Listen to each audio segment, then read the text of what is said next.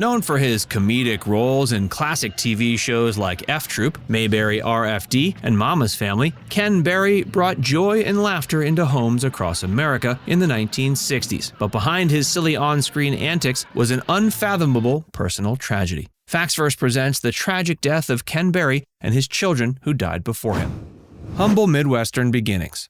Ken Berry was born November 3, 1933, in Moline, Illinois, to working-class parents Darrell and Bernice Berry. From childhood, he exhibited a joy for performance, often staging dance routines and comedy sketches to entertain family members. His outgoing antics caught the attention of his teacher when Berry was 12. After watching Berry energetically mimic a children's dance ensemble during a grade school assembly, the educator suggested he take formal tap lessons. Soon Berry immersed himself in dance training while voraciously watching Fred Astaire and Gene Kelly musicals. At 15, his hard work paid off when he won a statewide amateur talent search backed by band leader Horace Heidt. Heidt instantly offered the teen a spot touring America and Europe with his popular musical entourage. While on the road with Heidt over 15 months in the late 40s, Berry polished his talents while befriending castmates like Heidt's son.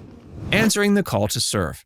Upon returning home in 1950, he refocused his attention on academics and graduated from high school. Feeling a patriotic duty, he then voluntarily enlisted in the U.S. Army at age 18 during peacetime and was stationed at Fort Bragg in North Carolina. Ever the entertainer, he carried his tap footwear everywhere on base, seizing any occasion to dance and boost troop morale. His charisma and showmanship were evident one night when he entered a military talent contest, with the winner scheduled to appear on TV's Soldier Parade, hosted by Arlene Francis. After whipping up a dazzling routine, Berry wowed the judges and secured an early discharge pass to travel to the New York studio. His national television debut became a confidence boost while serving, and Berry won contest after contest, both stateside and in Europe, to headline USO shows near Air Force bases. Along the way, he befriended Sergeant Leonard Nimoy, who nurtured Berry's artistic dreams. After completing his 2-year Army duty in 1952, Nimoy prophetically counseled a young, impulsive Berry to head to Hollywood to pursue full-time acting.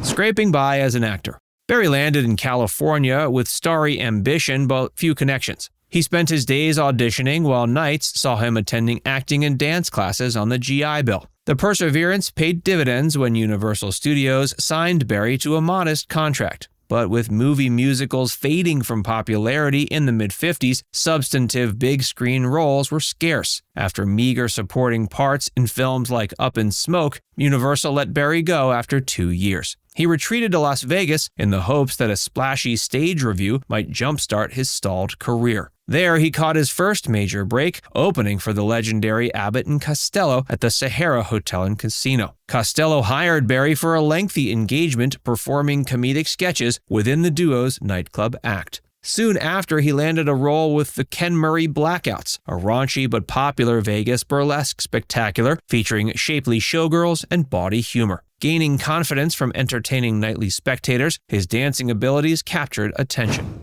From military entertainer to Broadway star, the Blackouts moved its run to LA, where its popularity expanded. During this prolific stint, characterizing multi-zany personas on stage nightly, Berry's old Army bud, Leonard Nimoy, attended a show. He introduced Berry to actress Dee Wallace after the curtain dropped. Wallace felt captivated by Ken's stage presence and lobbied her friend, Billy Barnes, to cast Berry within a new satirical musical revue Barnes planned to mount in small LA nightclubs. Berry soon became the breakout star in Barnes's merry troupe of sketch comedians, hoofers, and musicians. As business swelled, the Billy Barnes People Revue relocated several times to larger theaters before transferring to Broadway in 1959. Rave critical acclaim showered the production during its initial East Coast staging, but after 2 weeks, legal issues abruptly interrupted the run. Big breaks on Broadway and TV. Among admirers in the evolving audience were entertainment titans Lucille Ball and Carol Burnett. Both adored Ken's singular comedic verve and signed him to contracts. Ball enlisted him to join her flagship sitcom The Lucy Show in 1963. Burnett cemented his ascent by featuring him in recurring guest spots throughout every season of the Carol Burnett Show's 11-year CBS run. Scene-stealing appearances in The Dick Van Dyke Show, Dr. Kildare, and sitcom pilots also followed, raising Berry's industry stock higher. Then came a star-making turn when he was cast as the bumbling but big-hearted U.S. Army Captain Wilton Parmenter in ABC's 1965 Wild West sitcom F Troop. By 1967, his amiable nature and lively, energetic comedic style had completely won over viewers. Tragedy strikes. Behind the scenes, Barry endured profound personal anguish. In 1960, he wed actress Jackie Joseph, whom he'd met in the Billy Barnes troupe. In 1962, during Barry's breakout run flanking Lucille Ball on The Lucy Show, Jackie finally became pregnant, but severe complications during the high-risk delivery saw the Barry's firstborn son heartbreakingly pass away just 6 days after birth. Still early in both the marriage and Ken's primetime ascent, the trauma left the couple devastated. As Barry coped by throwing himself into a burgeoning sitcom career, he and wife Jackie looked to adoption. Taking a newborn girl into their family, within a couple years, they named Jennifer. They also adopted an infant son, John, in 1964. Then, one morning in the late 70s, Barry fielded shocking news that 25-year-old daughter Jennifer had suddenly perished in a fatal car accident. The call triggered immense grief stemming from buried pain, ultimately playing a role in Ken's 1976 divorce from Jackie after 16 years together.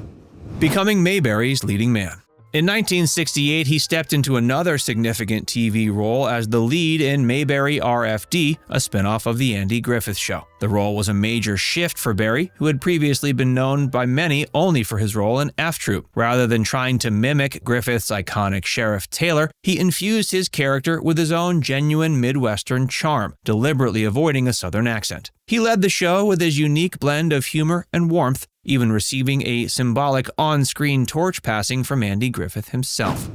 Final years and legacy. His personal life was marked by losses, but fortunately, after nearly 2 decades after his divorce, he found some sense of stability with Susie Walsh in 1994. Tragically, he faced the loss of his son John to brain cancer in 2016, a profound blow to the earlier losses of his 2 other children. Despite these tragedies, he continued to find solace and energy in show business. He made appearances at sitcom conventions and performed with the same vigor and clumsy charm as ever. In December 2018, at age 85, we lost the vibrant and comic spirit of Ken Barry to heart disease. His legacy continues to live on through reruns that introduce new fans to his endearing charisma and comedic talent.